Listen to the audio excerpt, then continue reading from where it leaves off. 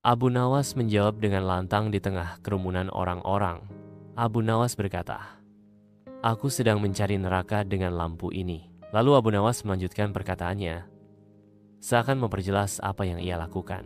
Sebelum lanjut ke videonya, silahkan subscribe, like, share, and komen ya teman-teman untuk mendukung channel Dreamy Story ini agar selalu upload video terbaru yang lucu dan menyenangkan. Cahaya pagi membasahi rumah sederhana saat Abu Nawas membenamkan dirinya dalam seni pembuatan parfum. Abu Nawas adalah tokoh jenaka cerdik dan cemerlang yang haus akan ilmu. Dengan ketekunan masa muda, Abu Nawas menuangkan cairan wangi, senyum puas tersungging di bibirnya.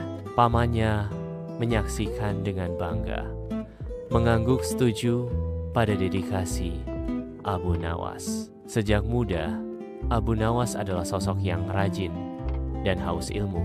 Karakter tersebut mencerminkan anak muda yang punya komitmen dan mendalam terhadap keahlian dan ilmu.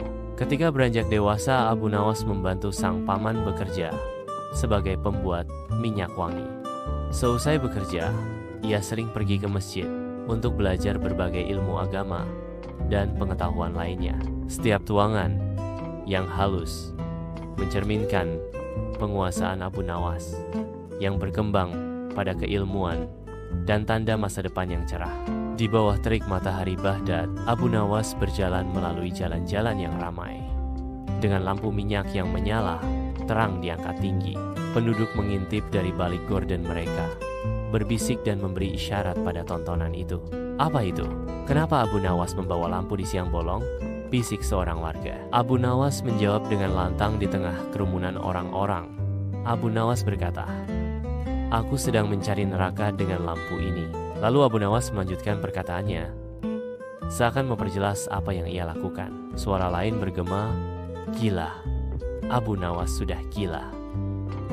Sahut seorang warga yang melihat Abu Nawas membawa lampu minyak di siang bolong. Abu Nawas berjalan mengarah ke ganggang sempit, mengintip ke setiap sudut-sudut rumah seolah mencari sesuatu yang hilang. Meskipun dianggap gila, tapi Abu Nawas tetap tidak memperdulikan itu. Keesokan harinya, Abu Nawas pun melakukan hal yang sama, sehingga warga pun melaporkan ke istana bahwa Abu Nawas sesat dan harus dihukum, terutama warga dan lawan politik sang khalifah. Lalu tibalah kabar tersebut pada sang khalifah. Sang khalifah kemudian menyuruh Abu Nawas untuk dipanggil ke istana dan disaksikan beribu-ribu orang yang menghukuminya sesat. Lautan wajah yang luas memenuhi halaman istana ketika Abu Nawas berdiri di samping khalifah. Abu Nawas memulai. Suaranya bergema di seberang halaman. "Kalian yang menganggap diri waras, jawablah dengan jujur. Apakah kalian sering menyebut mereka yang tidak sependapat dengan kalian munafik?" Sebuah suara muncul dari kerumunan. "Ya, mereka sesat dan munafik." Abu Nawas meneruskan perkataannya. "Dan apa balasan untuk orang munafik?" Kerumunan itu menjawab, "Pergi ke neraka dan kekal di dalam neraka." Abu Nawas mengangkat lampu. Pandangannya mengarah tajam ke seluruh rakyat yang hadir. "Jika saya seorang munafik dan akan masuk neraka, lalu di mana neraka itu? Dan siapa pemilik neraka itu?" Kerumunan warga itu menjawab kembali, "Tentu saja Allah, pemilik dan pencipta neraka itu." Abu Nawas menghentak, "Lalu kenapa kalian di dunia ini sibuk membagikan tiket neraka? Apakah kalian asisten Tuhan?" Seketika suasana sunyi sejenak. Lalu tawa sang khalifah menggema memenuhi istana. Khalifah menepuk pundak Abu Nawas dan masih tertawa.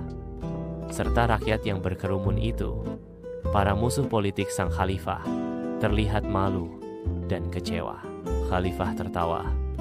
"Abu Nawas, besok siang, lanjutkan mencari neraka.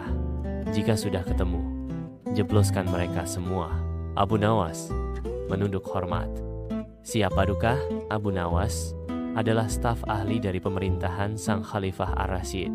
Makanya, para lawan musuh politik, sang Khalifah ingin mempermalukan dan ingin menghukum Abu Nawas. Namun semua itu sia-sia. Yang semula heboh akan kabar kesesatan Abu Nawas, kini akhirnya suasana istana kembali tenang dan damai seperti sedia kala. Begitulah Abu Nawas. Dengan lampu kecil dan akal cemerlangnya, ia tak hanya menerangi jalan, tapi juga hati yang gelap oleh keangkuhan.